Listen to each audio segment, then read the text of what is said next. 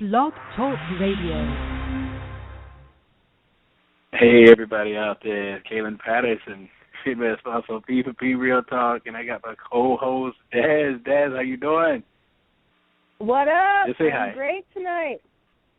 Okay, and this program is sponsored by P4P Muscle, the #1 drug-free sponsorship foundation in the world. Did you hear me? I said it. You hear it, and we go with it. If you are a drug-free athlete and are looking for a solid foundation to stand on and a vehicle to drive your goals, check us out at P4PMuscle.com. And now, let's talk. Okay, here we go. I'm really excited because I got this crazy, sane individual that's just all over the place but still down to earth, and she's just so good with getting inside your head in a good way. I'm talking about KP, the other one, the female version.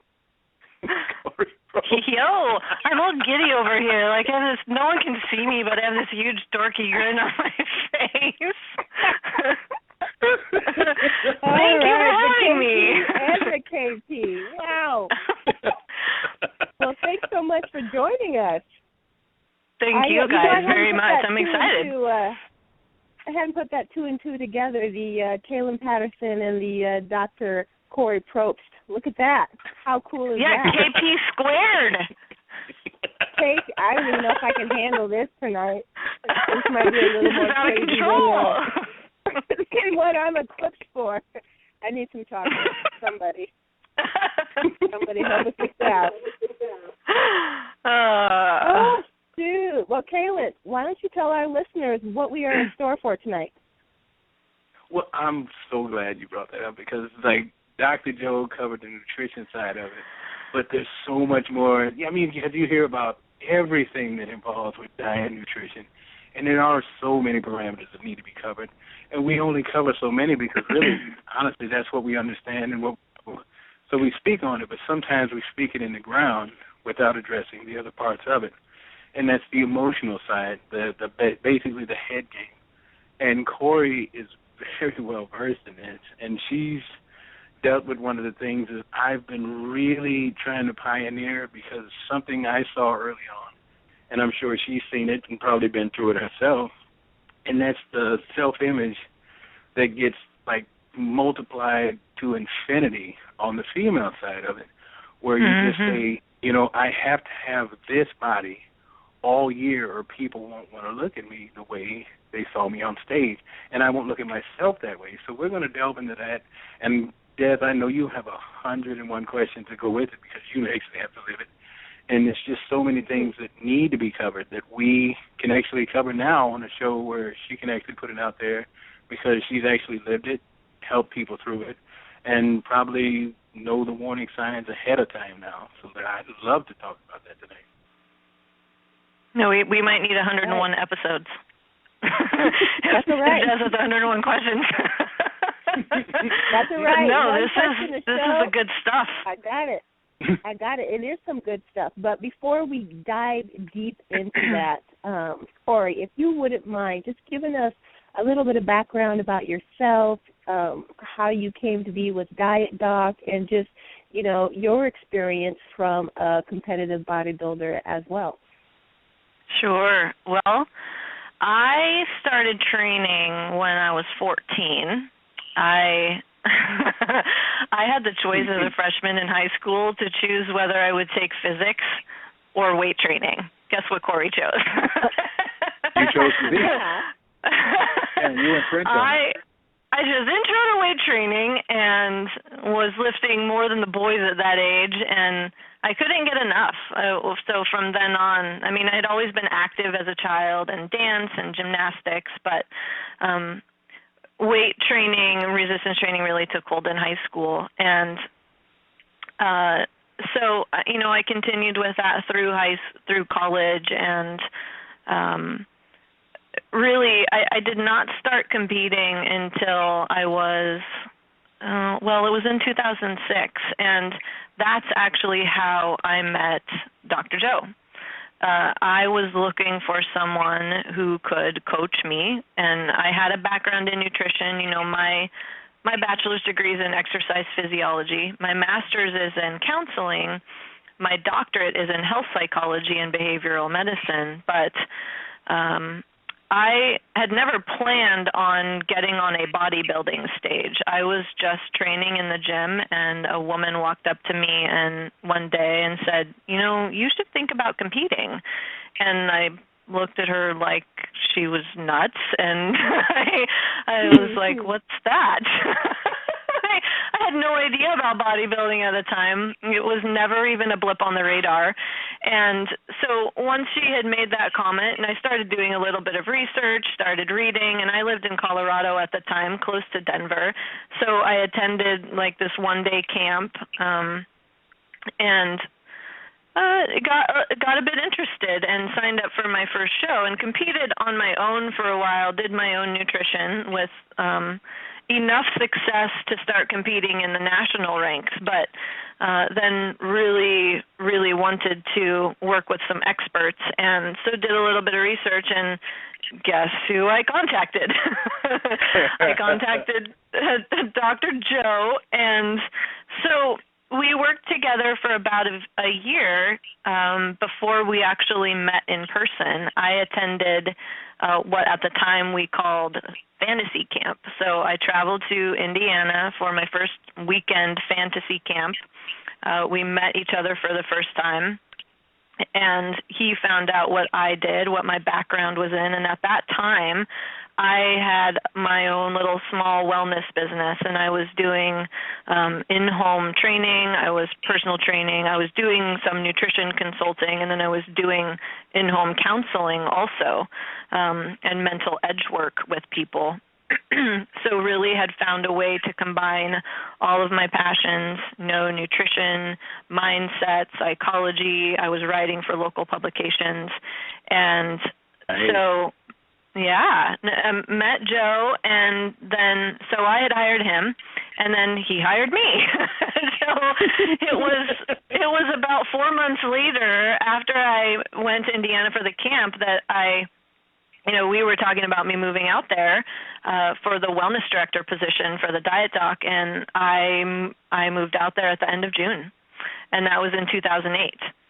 So I've been with the diet doc since then. I'm now the vice president of the company, and so manage all of the general population nutrition and weight loss consulting, and just moved I'm in San Diego now. We moved the national headquarters out here the year before last, and we license our program, so it was really about getting to a place where we knew our owners would want to come for training, and no one wants to go to Evansville, Indiana. I don't know why, but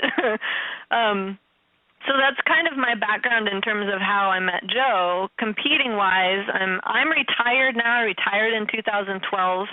My goal is always really to just take it as far as I could, and so when I earned my pro cards in figure in the WNBF, and then earned my pro card in Fit Body, I wanted to earn all 3 pro cards and did that. So with Fit Body, figure, and bodybuilding, earned those 3 pro cards, and then my goal was to compete as a pro in every single one of those divisions. And so in my final show, it was in Barbados, and I competed as a pro in bodybuilding. Yeah. And so, Joe talked about this in his interview, like you take it as far as you can, and then you have to make a decision about how long you're going to keep going trying to be number one. I never was number one in any one of those divisions, but I had fun while I was doing it, and then it just became about really setting different priorities in my life, because it does take a tremendous amount of energy, effort, time, and when I decided to retire, I was eyeball deep in my dissertation and just thought, what am I doing? I really need to be able to focus better and put what energy that I do have into what's most important for me right now, and that was getting through the PhD. So that's kind of it in a nutshell. Obviously, there are more parts to Kori, but we'll probably get into those as we keep talking. Yeah.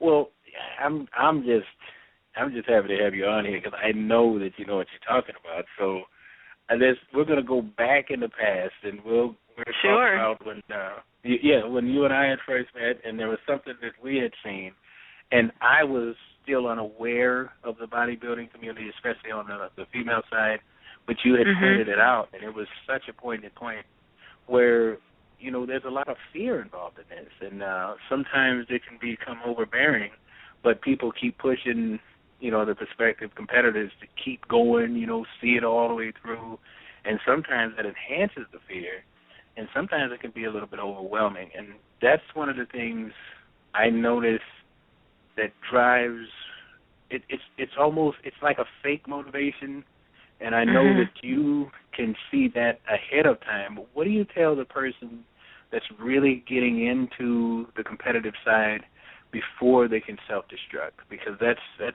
a big worry for me. Yeah, you know, fear drives so much of our behavior, Kaelin. And you look at anything that we do, and oftentimes it's based on fear of failure and fear of how we're going to be perceived by others, and how we compare to others, and whether we're going to come out on top or not. And, you know, for competitors, for people who are considering competing, it's always a concern of mine, one, how they're going to navigate the process. How much do they know about what the process involves? Are they at all in tune with how the judging for an external endeavor is going to affect them emotionally and psychologically? Do they have a really strong support system? How might the energy, time, planning, effort that needs to go into competing, if you really want to do it well, I mean, I'll say it like that. If you want to do the best you can with this certain goal pursuit, how is it going to affect the other aspects of your life? And I've seen this happen plenty of times. It hasn't happened a lot in my career specifically, but where a general population individual loses a significant amount of weight is feeling like they're on top of the world. They've gained just a ton of confidence.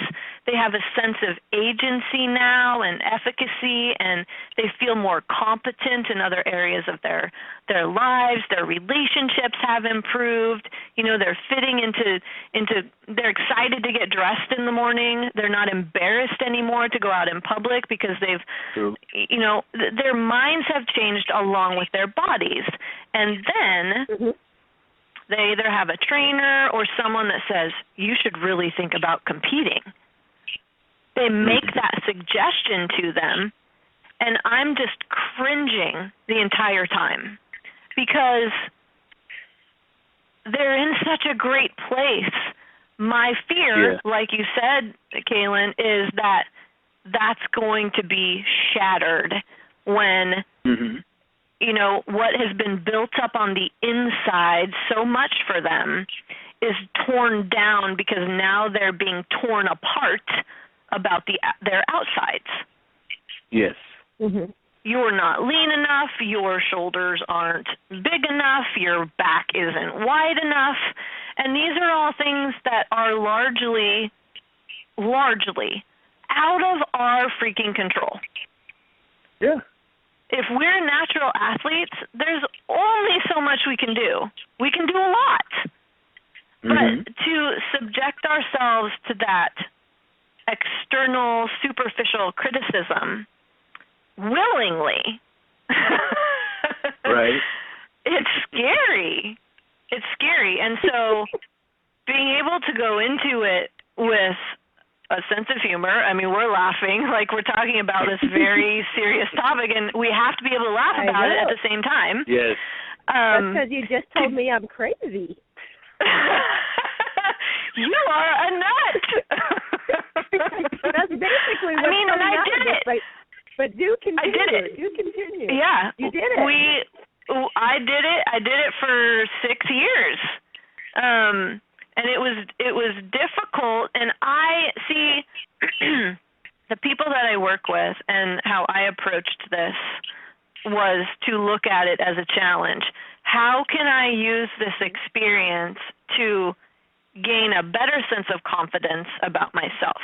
How can I use this experience? How can I get on stage and not compare myself to others so much as just get a little bit better than I was the last time I stepped on stage? How can I use this experience of hunger right now in this moment to understand my internal needs? Is this psychological hunger? Is this physical hunger? How can, I sat down one day to write on my dissertation. I was dieting for a contest. I was deep into my diet, and I've had to get really, really low on food, guys, I don't have a fast metabolism, and I've been as low as 40, 50 grams of carbohydrates at any one time in my dieting days. Wow. And there was one day where it was just, my hunger was just out of control. It was incessant, just gnawing hunger. And I thought, because I teach people how to watch their thoughts and not get swept up by them and believe them and become them and be consumed by them, right? Thoughts are strings of words. They don't have to mean anything. We have thousands and thousands of them every day. If I said this to a client today, I said, if we believed all the thoughts we have, we would be diagnosed schizophrenic.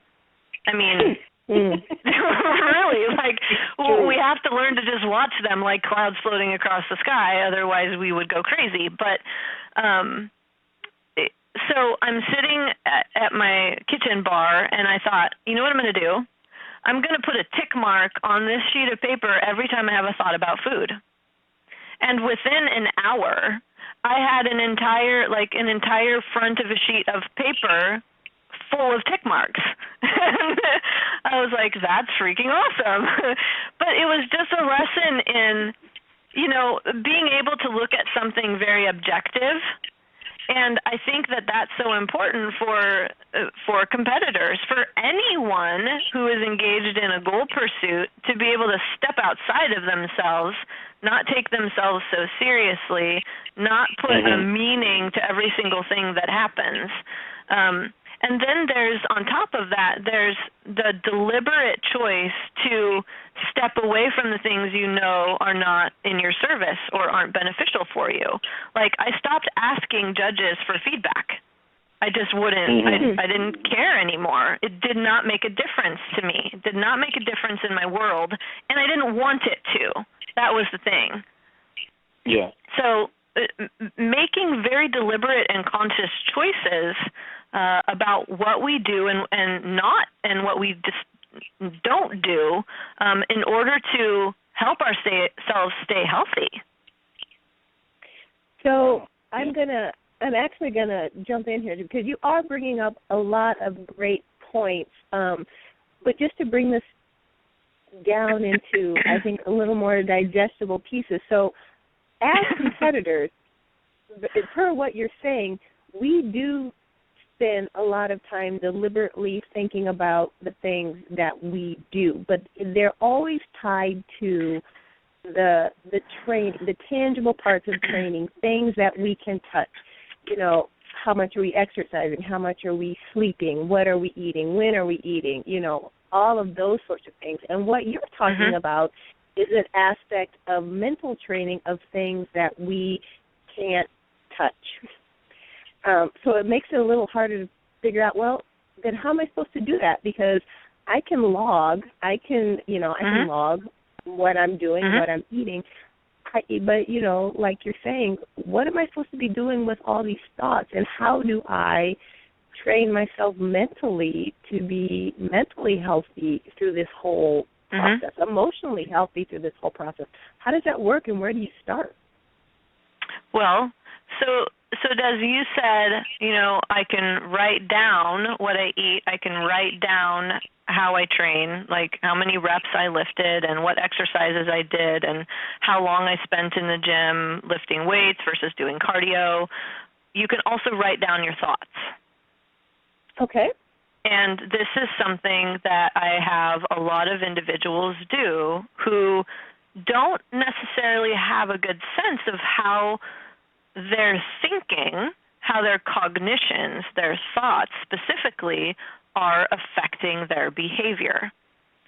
So, for example, with a lot of competitors, they binge. Let's just put it out there. They get hungry, they binge. They're uncomfortable, they binge. They get anxious, they binge. I'm not doing good enough, they binge. I'm not exercising enough, they binge. So they are using food to compensate, to avoid, to distract from these uncomfortable emotions. But what leads them there in the first place? Oftentimes, it's the manner in which they are thinking and the thoughts they are having and the meaning they are attaching to a certain experience. Whether that experience is something that occurred in their day, they got a look from their boss that, they assumed meant they're, doing something wrong. They got...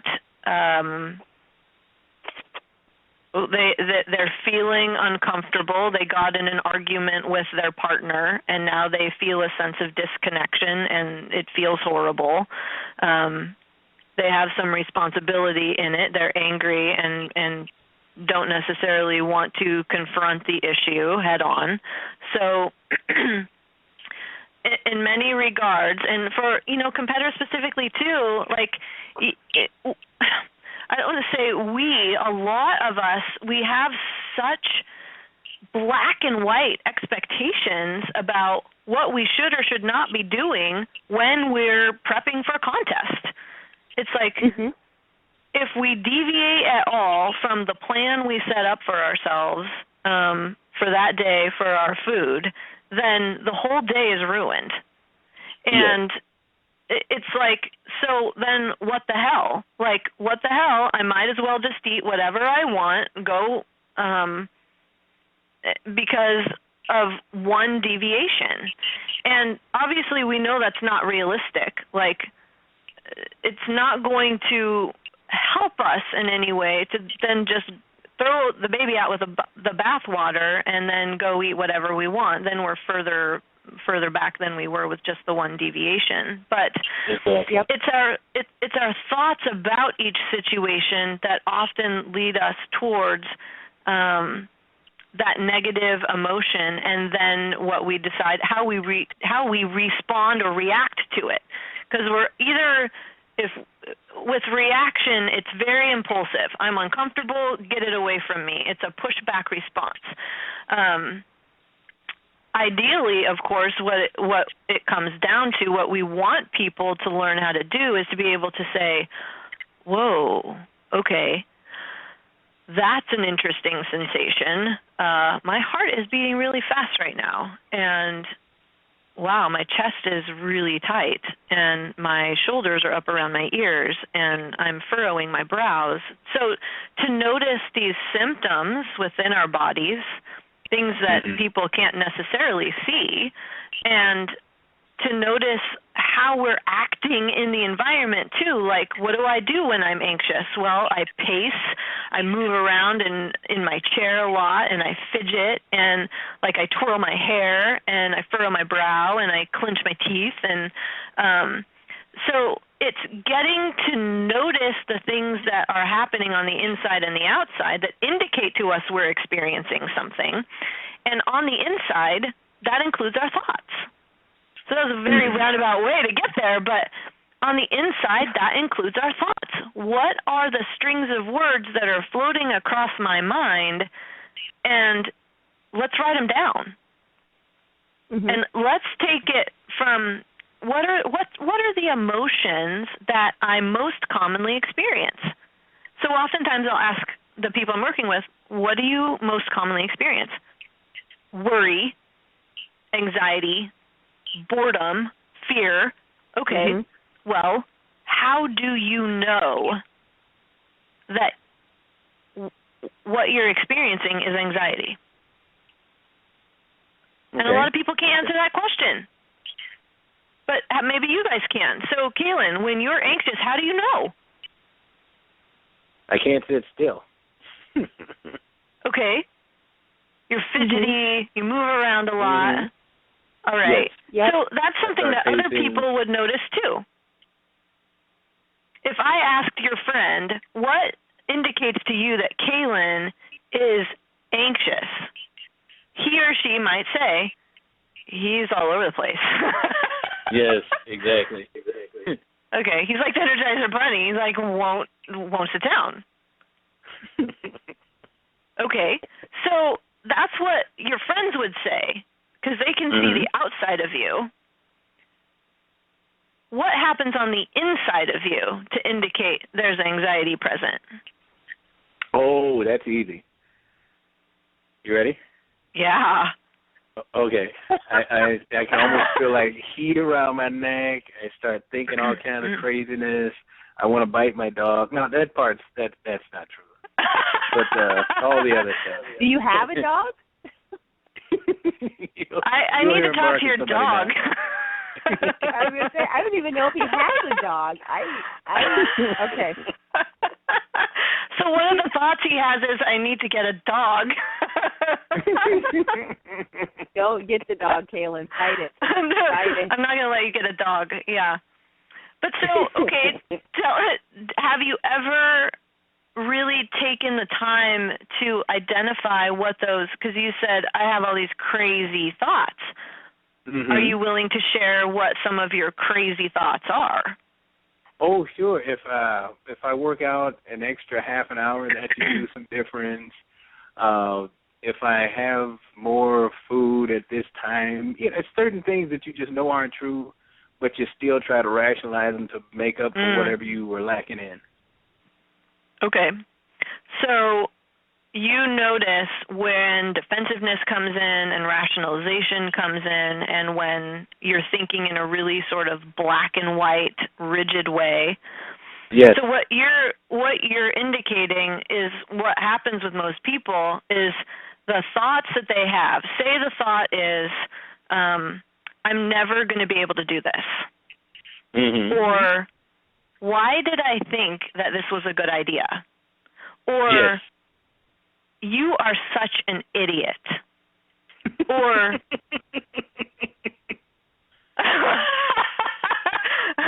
yeah, that was a funny one. It happens. It happens.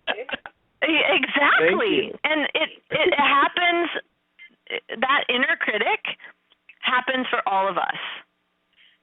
We all have an inner critic.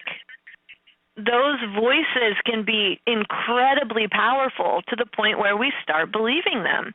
And then that's when we start to feel those, changes, sensations in our body. Like, you say that to yourself, you are such a freaking idiot.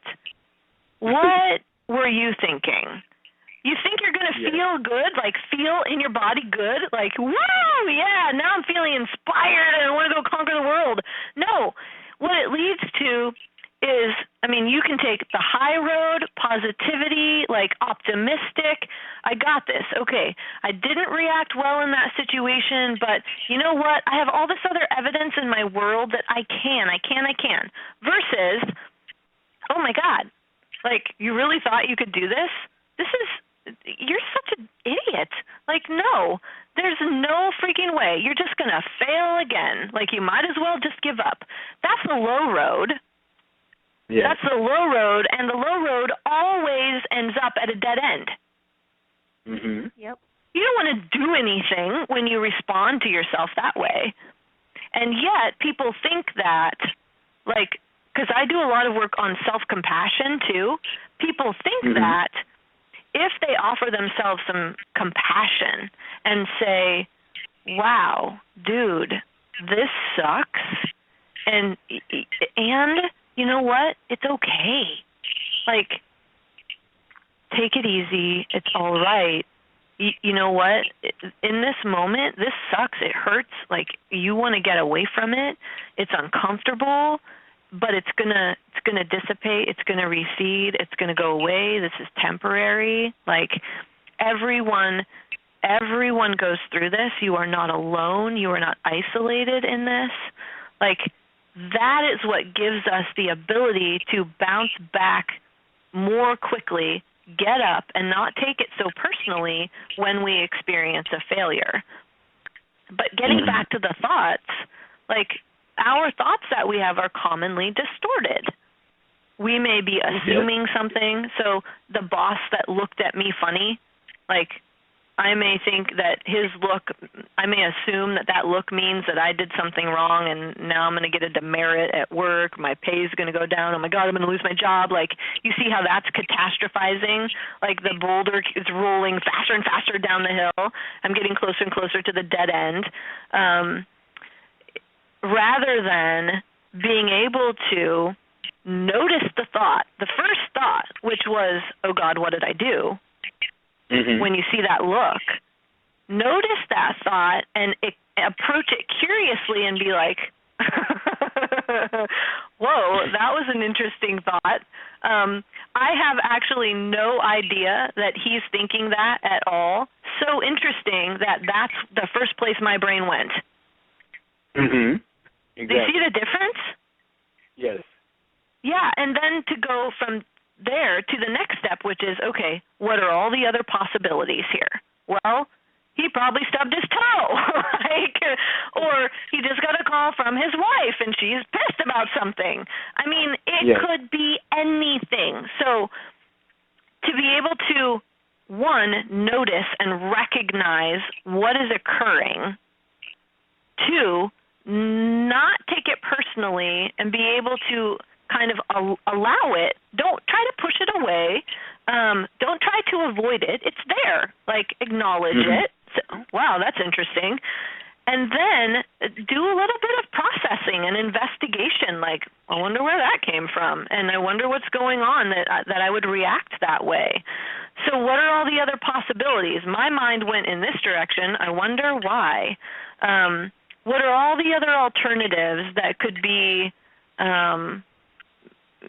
produce, what are all the other alternatives out there? Take that opportunity to investigate.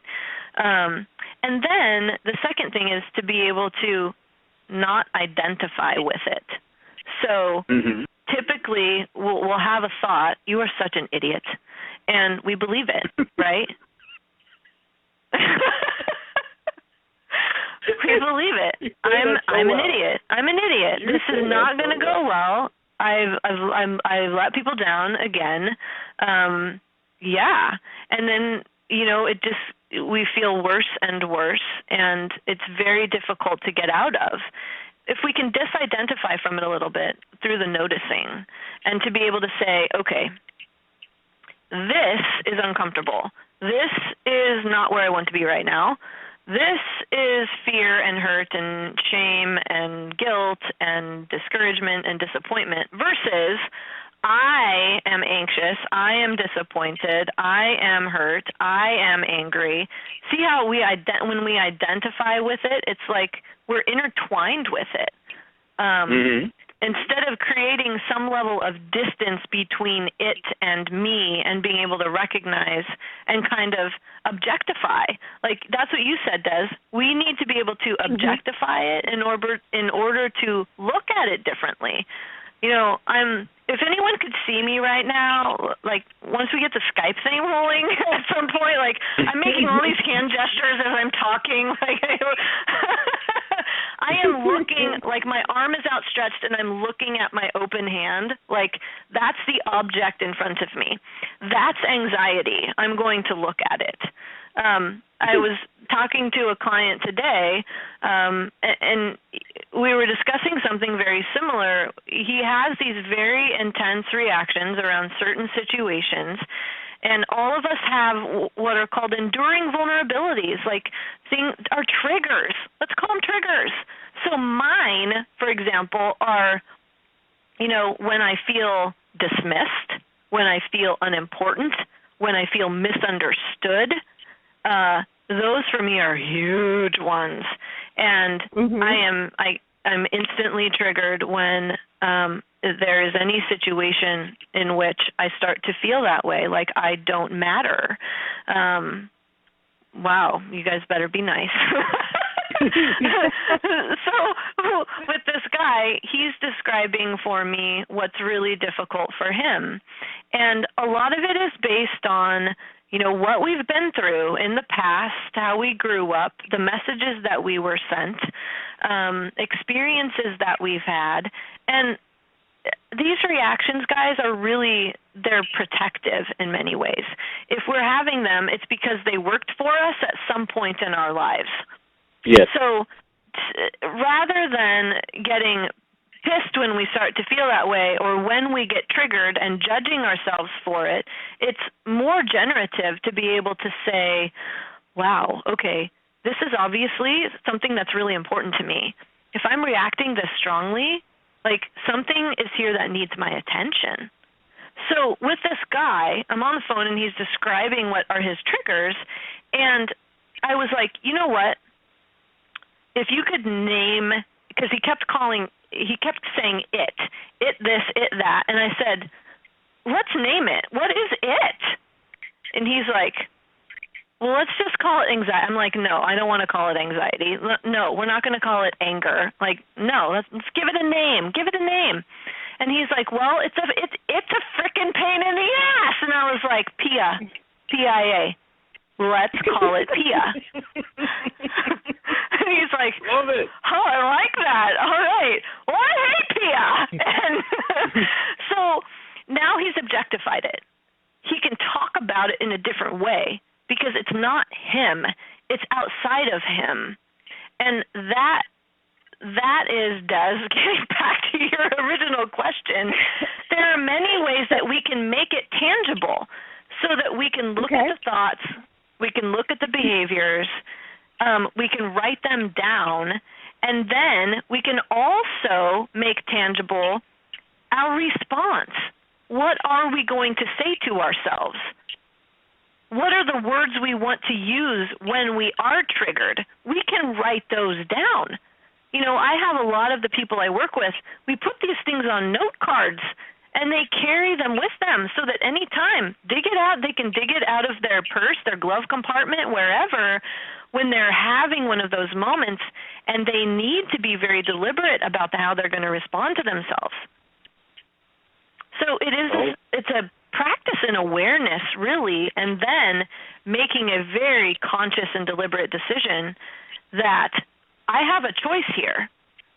When we feel threatened, oftentimes we go to, I'm stuck, there's nothing I can do, I'm completely out of control, I have no choices. And that just perpetuates the problem. It makes it worse. So we need to feel in the moment that we have a choice and then be able to exact that choice. And that's what we can make tangible is the choice. Very true. Well, there's something, because it's almost like a mental buffet, and basically you're just picking out what you normally eat as compared to what makes you want to eat it. And I love that point, but there's something that I noticed, and this is, like I said, when I was learning about bodybuilding, it was so much bro science involved in it that basically people could look away on stage realistically, but because they had done so much damage to their bodies, they would gain back what they had and more. And so I can see what would drive women to want to stay that way if they saw their mentors or people they looked up to basically becoming that wreck that nobody wants to watch, but you can't help but avoid because you keep looking. And it was such a bad. How can I say this? Well, when I remember when I was first reading Facebook and people were basically keeping everybody up to date on what they were doing, it sucked, and everything about it sucked, and they hated everything about it. And I was thinking everything I love about sports was the journey, and I loved, right. like I loved, having to eat better. I loved all these things. I enjoyed it. So when people talked about it, they couldn't wait. They were like, man, I never realized it was that hard. Instead of saying, man, I don't know if I want to deal with all that negative, And it's like, well, how do you There's a huge shift that occurs moment? That is a huge mental shift. Yes. To go from, this sucks, like, I hate being hungry, this is awful, like, to, no one told you had to do it, like, this is a choice, we're getting back to choice, like, I signed up for this, okay, what exactly did I sign up for? And how am I asking the question, how do I want to approach this? But when you look at, the differences in the way people approach a goal, I mean, there's kind of two camps. If we're going to categorize, people love to categorize, let's categorize. You have people who have what's called an entity lay theory, and then you have people who they're more incremental lay theory. With an entity lay theory, it's almost like a fixed mindset where I am the way that I am, I can't change, and it's going to be sucky. And you either get it or you don't. Like, I was not born with that ability or skill, and so if it's hard, it's going to be hard.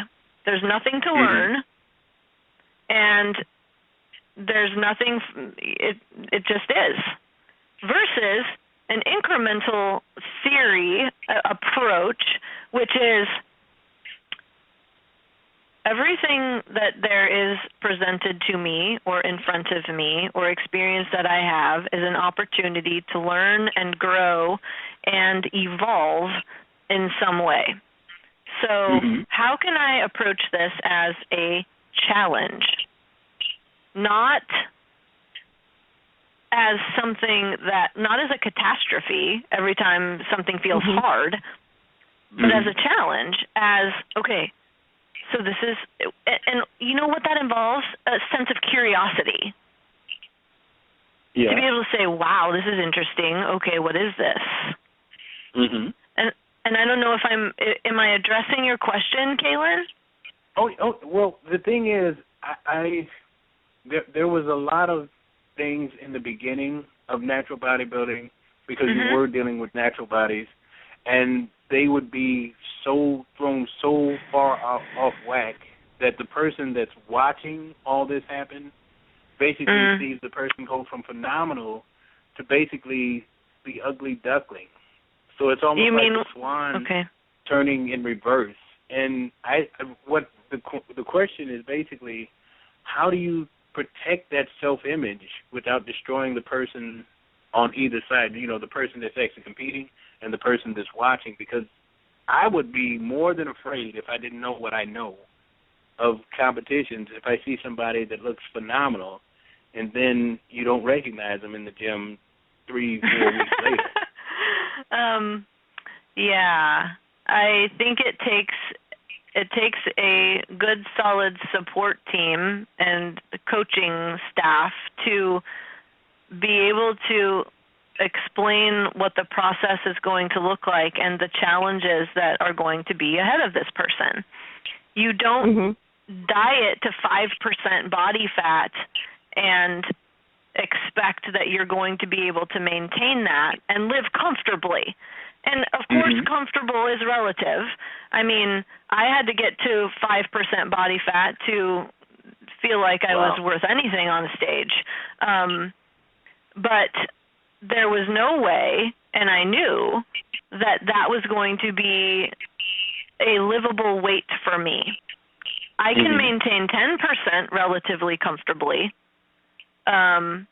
And a lot of people would look at me now and think, gosh, you know what, you could get on stage in 2 weeks if you wanted to. And maybe I could. But it's really, one, it's individual. Two, there are so many different factors to consider. What's your energy level like? Do you feel the amount of strength that you want to in the gym. What are your goals? Are you trying to attain more muscle mass? Then you need to be in a caloric surplus, right? Is your goal just to maintain your strength? How lean is it possible to stay within and have your metabolism be healthy? For a female, like, is this female having her period? I mean, let's be frank here. Like, there are certain real talk. Yeah, there are certain factors that we have to consider, not just leanness. And it is a challenge to be able to look in the mirror and see those shifts and changes occur, and not to attribute the change to, you know, something wrong about me that or a deficit, or like, you know, I'm lazy and I can't believe this is happening. Like I said, on the flip side too, you need a strong support system, and you need people in your corner to guide you. And because, like you said, Kaelin, you know, we get into the sport, we're really ignorant, we don't know what to expect, and until we go through it ourselves, like, I can tell you, every single year, every single prep was different for me, and I came off the stage a couple times and did it in a way I'm not proud of. Like, I gained more weight than I wanted to afterwards in a couple seasons, and every single time I did it, though, and this is my point, we learn. Yeah. If we deliberately go into it thinking, I want to learn from this, how might I do it differently next time? You know, and with each prep, for me, it was about asking, you know, I may have this thought when I get off stage of, I just want to go eat everything in sight. And I honestly rarely did, because, I mean, the way that I prepped, I was eating more food than I ever would in the off season. I was able to reach that metabolic building phase 2-3 weeks prior to the show, and I'm eating 450 grams of carbohydrates and 200 grams of protein and 50 grams of fat, and I can't eat that now. Good gravy. No kidding. Yeah, that was crazy. Yes, it was. But that is crazy. I'm getting hungry. Being able to ask myself, like, when I step on stage, what do I want to be able to say? When I step off stage, what do I want to be able to say? So in those moments where I'm experiencing temptation during my prep and considering that one more bite or another meal or whatever, do I want to get off the stage and think, man, I shouldn't have done that, or I wish I wouldn't have? And utilizing that skill in every area of my life now, too. I mean, we can relate these skills to any other goal, pursuit, or endeavor that's important to us, not just bodybuilding. And, yeah, no, I think it's just hugely important to be able to go into it with solid mentors who... Hey, say that again. Solid. Go into it with solid mentors. People you thought were something, yeah. So that's a big difference. It's a big difference, and I think that's where some of the bridges get broken. Exactly. And it's lacking. And it's like, but you know, see, so here's the deal. Getting back to the point that Kori made earlier is that, you know, once you see someone starting to get success, you know, just in general, you're in the gym, he's looking great, she's looking great, you're in love with competing, so you suggest, well, hey, have you thought about competing? And when we say that, and we don't mean any harm by it whatsoever, it's meant to be an encouraging factor. But when we say that, the thought that keeps popping into my head is we have no idea what emotional state this person is in to begin with. And so here's the point there is that if they, even though they're looking good, they may still not understand their own self-worth, or they're still unhappy with their body the way it is. And that's something that competing can never fix for them. It doesn't matter if they hit the pro card, if they win, if they are not already emotionally and mentally happy with themselves, it doesn't matter what their body's ever going to look like. And that's even almost more devastating. And I see so many posts, absolutely beautiful girls out here, young, could have a huge career ahead of them, and all they can post about is how they don't feel beautiful anymore. They're having a hard time putting, the weight back on. And they've gained, 5 pounds, but they're having a hard time with this and hard time with their body self-image and all of that. And it's because they were never at a happy spot before, I think. And honestly, I don't even know what you do with that. That's such a great point. That's such a great point, Des. And gosh, as you were talking, I was thinking about when I was in college and was struggling with an eating disorder. And it's funny because I was just I just had a recent conversation with my mom about that time in my life. I mean, I was 19. I'm 37 now, so it's been almost 19 years since that time. No way. And I know, crazy, huh? I'm so old. Getting old. No, don't say it. Don't say it. I just got notices about my 20-year reunion, and I'm like, oh my goodness. But it brings me back to that time and what was occurring for me then. And so you're talking about these women who are really kind of broken inside and really focused on the external and superficial, because they don't know how to be in touch with themselves, Des. These are women who are very emotional. They have emotion, but they don't know how to be with it. They don't know how to acknowledge it. They don't know how to let it out. And they fear that if they do, they are going to be judged or ostracized or criticized or critiqued. And what I've seen with all of these women that I've worked with, and a lot of them come from the bodybuilding world with significant disordered eating tendencies, is they're super sensitive and lovely and creative and emotional and beautiful on the inside, and so terrified of sharing that with the world. And so for them to begin to honor and, I'm just going to say that, honor who they are and all the parts of themselves, because, dang, I mean, each one of us has so many varied parts, and a lot of parts that we don't particularly like about ourselves, but they're ours. They're ours, and we're going to carry them around with us for the rest of our lives. And so to begin to honor and accept each part, and as part of honoring each part, letting that part speak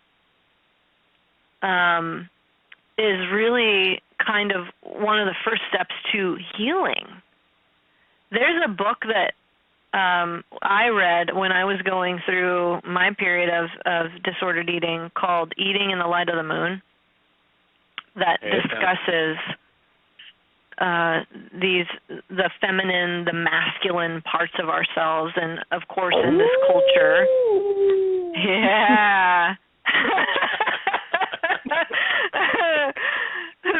in this culture where, we're supposed to be one way or another way and fit into a box and look beautiful, and, and that's, I think, changing, but it's still there. We're socialized to, to where we're supposed to be a certain way, but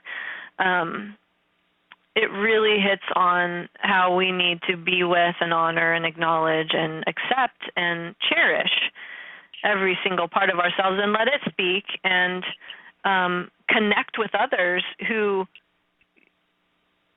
can accept those parts of ourselves too and love us because of them, and the parts of ourselves that we dislike. Yes. And so we need the mentors, we need the friends, we need the confidants who can accept and love us really because those parts make us nuanced and deep and layered and lovely. Another good point. The confidence, because you can't be telling all your business to everybody. No, you can't. We have to feel safe, and we need to know that we can trust the people that we share things with. Yeah, not Facebook. Gosh dang, I see this stuff. Yeah, no. That's one of those things where you're like, okay, is this really a good decision? Do I want to put this out there for the entire world to see? Sometimes that's okay. A lot of times it isn't. Right? Yeah. Oh, my goodness. What? No, that's so good. Hey, Kori, we gotta have you on I still have like 6 more topics that we gotta cover, but we're running out of time. Oh, no. Okay. We are. I would love to join you again. All right, awesome. We will definitely be sure that we get that scheduled, and we'll have to do that sooner than later. But I just want to say thank you. I mean, you have covered so many things tonight, and I think, things that people have been feeling, not necessarily, willing to ask about, or they're feeling it and weren't quite sure what they were feeling. So you've helped give a context to a lot of these things. So just wonderful to have you on the show tonight. And as we wrap up, just want to turn the floor over to you one more time to share any last-minute thoughts, and to also, Kaelin especially likes to give all of our guests an opportunity to give a shout-out to any and everyone that, you want to give a shout-out to for, where you've gotten to thus far in your career. Sure. Well, first, thank you again to both of you for having me on. I've enjoyed the time, and I hope that for everyone listening it was insightful and that we talked about things that can really be utilized in your lives. But, shout outs. More than anything, I just want to say, if you're in San Diego, come see me. I'm relatively new to the city, and we have a studio here, and I'm here with Luke Propst, who is my cousin and the Diet Doc and Team K training director, and he does personal training, and we do classes, and it would just be really great to meet more people in this community and get to know you. So there's that. And then, I know Joe talked when he did his interview with you about how excited we are that we license our program. And so to get more Diet Doc owners within the U.S. and even overseas to really affect enduring change within nutrition and mindset in a very comprehensive way to change lives, that's what we're after. And anyone who is interested in our licensing program, in nutrition and weight loss consulting with us for permanent change, please contact me. And is it okay if I put my email out there, guys? Go my right phone ahead. number? Go right ahead. My email is Kori, and it's KORI at thedietdoc.com. And my phone number here, and again, the San Diego office is our corporate headquarters. It's 858-935-9058. So any way you'd like to get in contact with me would be awesome. So thank you again, you two. I hope that we can talk again soon. Oh, no, we will. Oh, we definitely will. And so, for anyone listening, Kori had referenced their licensing program and being a consultant, but if you are looking for a trainer yourself or a consultant to talk about your nutrition, any of the emotional elements that Kori addressed tonight, feel free to reach out to that same email and that same number and give her a call. And they'll Please. love to hear from you and are excited to help you any way they can. So thanks so much, Kori. Have a wonderful evening, and we will definitely be in touch again with you soon. Hey, Kori!